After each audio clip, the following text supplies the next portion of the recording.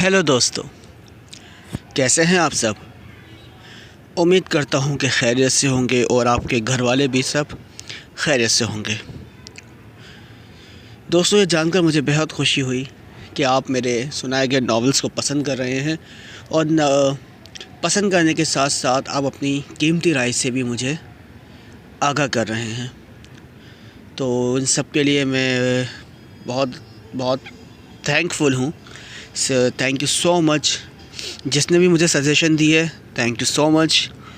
और जिसने सजेशन नहीं दी, उसके लिए भी थैंक यू सो मच।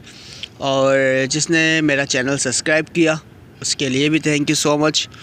और जिसने मेरा चैनल सब्सक्राइब नहीं किया, उसके लिए भी थैंक यू सो मच।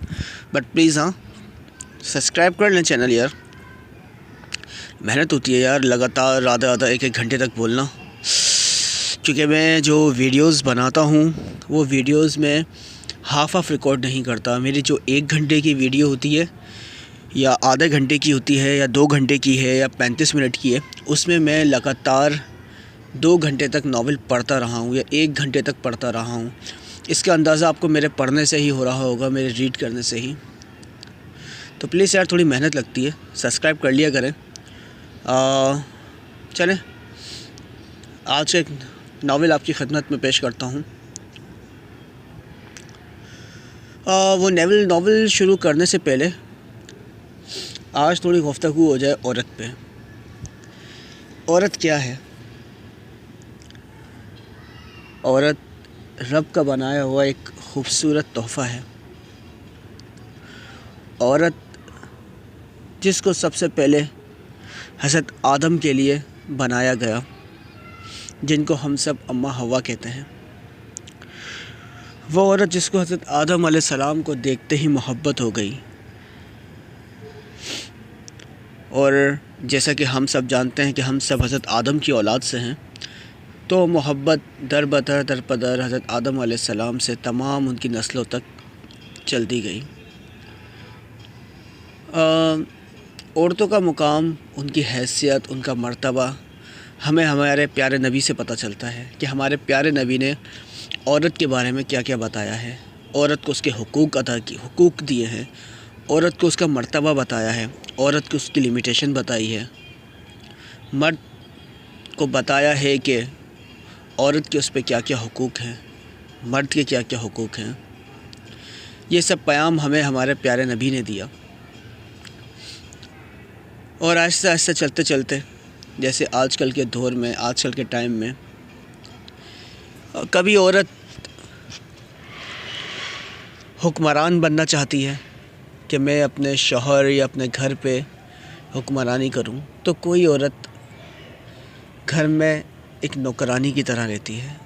शादी के बाद, ऑफ कोर्स शादी से पहले तो हर लड़की अपने माँ बाप की लाडली होती है। हाँ, इनके अगर खुदा न खास्ता किसी के माँ बाप ना हों, वो किसी के पास रहती हो, तो उसकी ज़िंदगी थोड़ी मुख्तलिफ़ होती है। लेकिन जो अपने माँ बाप के साथ रहती हैं, वो औरतें, वो लड़कियाँ, वो ख़वातीन अपने माँ बाप की, ख़ास तौर पे बाप की लाडली होती हैं। और शादी के बाद उनकी ज़िम्मेदारी उनके शौहर पे आ जाती है। कोई मलका की तरह रहती हैं, कोई नौकरानी की तरह रहती हैं। मुख्तलिफ़ लोगों की मुख्तलिफ़ कहानियाँ। कोई अपनी घर की इज़्ज़त बना कर रखता है, तो कोई उसको पाँव तले रौंद देता है। औरत क्या, जैसे कहते हैं कि औरत शुरू से ही पिसती हुई आई है, कहावत है, कहते हैं। कोई औरत खुशी से रहती है तो कोई गम में, कोई अपने शौहर घर पे अपने माँ बाप सबके गम भुला देती है, तो कोई शादी के बाद भी अपने माँ बाप को याद करती है, मतलब उनके साथ को याद करती है। अलग अलग औरतें, अलग अलग बातें। तो आप मुझे अपनी राय से ज़रूर आगाह कीजिएगा इस नावल को लेकर के। इस नावल में कही हुई बातें सच है या नहीं। आज का हमारा नावल है, उस नावल का नाम है आईना, मिरर, आईना। और इसके राइटर हैं असिया मजहर चौधरी। मैंने ये नावल, अच्छा दोस्तों, मैंने जो अब नावल आपको पढ़ के सुनाता हूँ, नावल मेरे रीडेबल नहीं होते हैं, मैं ख़ुद आपके साथ ही इसको रीड कर रहा होता हूँ, पढ़ रहा होता हूँ। तो इस नावल को हम स्टार्ट करते हैं। اور اسٹارٹ کرنے سے پہلے آپ سب سے یہی گزارش ہے کہ پلیز جلدی سے چینل کو سبسکرائب کر لیجئے، لائک کر لیجئے اور پلیز سپورٹ کیجئے تھوڑا۔ اوکے، اس دفعہ تو آپا نے ہمارے یہاں بہت دنوں سے چکر نہیں لگایا۔ شائستہ ساس کو چائے دینے آئی تو پوچھ بیٹھی، ہائے بہت دن ہو گئے ہیں، ورنہ ہفتے میں ایک چکر تو لگاتی ہی لیتی تھی۔ فریدہ بیگم نے بھی اس کی بات کے جواب میں کہا، آپ فون کر کے معلوم کر لیں، شاید طبیعت ناساز ہو ان کی۔ شائستہ نے مشورہ دیا تو وہ سر ہلا کر رہ گئیں۔ ہاں یہ ٹھیک ہے، ابھی معلوم کرتی ہوں۔ فریدہ بیگم نے اسی وقت اپنی بڑی بیٹی کو فون ملایا۔ السلام علیکم امی۔ 5ویں گھنٹی پر فون اٹھا لیا گیا۔ زری کہاں ہو؟ ہفتے سے اوپر ہو گیا، تمہیں ماں سے ملے سسرال جا کر ماں کو بھول گئیں کیا؟ فریدہ بیگم نے اس کے فون اٹھاتے ہی شکوہ کیا۔ وہ جواباً چند منٹ خاموش رہی اور پھر بولی، امی اظہر جاب کی وجہ سے باہر چلے گئے ہیں، پیچھے بچے ہیں، اب ان کو اکیلا کھوئے کر کہاں آ سکتی ہوں؟ وہ حسب عادت دھیمے لہجے میں بولی تھی۔ کہاں گیا ہے اظہر؟ فریدہ بیگم نے پوچھا۔ دبئی گئے ہیں چند ہفتوں کے لیے، اس نے بتایا۔ تو تمہیں اور بچوں کو یہاں چھوڑ جاتا؟ فریدہ بیگم نے جواباً کہا۔ امی آپ کو پتہ تو ہے ان کا۔ اب کی فریدہ بیگم خاموش سی ہو گئی تھی۔ اچھا ٹھیک ہے، میں فون رکھتی ہوں۔ کہ فریدہ بیگم اسے فون بند کر دیا۔ کیا کہہ رہی ہیں آپا؟ بات ختم ہوتے ہی شائستہ نے پوچھا۔ ٹھیک ہے، کہہ رہی تھی اثر چند ہفتوں کے لیے دبئی گیا ہے تو وہ گھر میں مصروف ہے، تو آپا یہاں آ جائیں، یہ کہتے ہوئے کچھ بھول گئی تھی۔ وہ جو فریدہ بیگم کا چہرہ دیکھتے ہی اسے یاد آ گیا۔ زری نواز فریدہ بیگم اور نواز علی کی سب سے بڑی اولاد تھی۔ 2 بھائی اور 3 بہنیں اس سے چھوٹے تھے۔ سلیقہ اور اخلاق تو زری پر ختم تھا۔ ان خصوصیات کی وجہ سے وہ ہمیشہ ہی اپنے پورے خاندان کا مرکز بنی رہی تھیں، مگر کبھی کبھی زندگی ہمیں ایسے موڑ پر لے آتی ہے کہ ہمارے پلس پوائنٹ بھی مار کھا جاتے ہیں، اور یہی زری نواز کے ساتھ ہوا۔ پورا خاندان جو اس کا کھانا پکانے اور سلیقے کی تعریفوں میں زمین و آسمان کے کلابے ملاتا رہتا تھا، جب زری کو بیاہنے کا وقت آیا تو خاندان کا ہر بندہ منہ چھپانے لگا۔ خاندان کی جو عورتیں تقریبات میں سے دیکھ کر صدقے والی جاتی تھیں، وہ زری کو دیکھ کر ایسے بھاگنے لگیں جیسے وہ زری نہ ہو اور چھوت کی بیماری ہو۔ زری کے سلیقے سے تو سب کچھ محبت تھی، مگر زری سے کسی کو نہ تھی۔ سلیقے طریقے والی زری کا بس ایک ہی مسئلہ تھا کہ صرف ایک چھوٹا سا۔ زری نواز 2 سال پہلے ایک ایکسیڈنٹ میں اپنا ایک پاؤں گنوا بیٹھی تھی، اور اس کی یہی ایک کمی اس کی ساری خوبیوں کو کھا گئی تھی۔ خوش شکل، خوش اخلاق زری کو خاندان میں لنگڑی کا خطاب دے دیا گیا تھا۔ اب اگر کوئی رشتہ بھی آ جاتا تو خاندان والوں کی پیش گوئیوں سے ڈر کر بھاگ جاتا۔ زری کو غیروں سے زیادہ اپنا نہ روندا تھا۔ فریدہ بیگم بہت پریشان تھی کہ زری 19 سال کی ہو چکی تھی۔ فریدہ پریشان تھی، زری 19 سال کی ہو چکی تھی۔ فریدہ بیگم نے اپنے خاندان والوں کو بتائے بغیر رشتے کی ایک خالہ کو ڈھونڈا اور اپنا مسئلہ اس کے سامنے رکھا۔ بوا نے تسلی دی اور چند دنوں کا انتظار کر کے چلی گئیں۔ فریدہ بیگم کی نمازیں اور وظیفے لمبے ہوتے چلے گئے تھے۔ اس سے چھوٹی بہنیں جو خاندان میں ہی بیائی گئی تھیں، روز آتی، تسلی دیتی اور چلی جاتی۔ یہ بھی زری کی کوشش تھی کہ اس نے اپنے چھوٹے بہنوں کا مستقبل خراب نہیں ہونے دیا۔ چونکہ فریدہ بیگم اب مر کر بھی اپنے خاندان میں رشتہ جوڑنے کی روا دوا میں نہ تھیں، لیکن زری نے انہیں سمجھایا تھا کہ وہ اس کی وجہ سے خاندان کو نہ چھوڑیں۔ فریدہ کو اس کی اس قربانی پر بھی جی بھر کر رونا آیا اور ہنسی بھی کہ یہ دنیا کتنی عجیب ہے کہ انسان کے ایک عیب کے بدلے اس کی باقی اچھائیوں کو بھی رد کر دیتی ہے، ایک اچھا انسان گوا دیتی ہے۔ اور پھر رشتے والی بوا اظہر کا رشتہ لے آئیں۔ اظہر پہلے سے شادی شدہ اور 3 بچوں کا باپ تھا، بیوی مر چکی تھی، اس لیے بچوں کی دیکھ بھال کے لیے شادی کا خواہش مند تھا۔ فریدہ بیگم نے سنتے ہی انکار کر دیا۔ بوا میری زری آپ اتنی بھی گئی گزری نہیں ہے کہ اسے رنڈوے سے بیاہ دیا جائے۔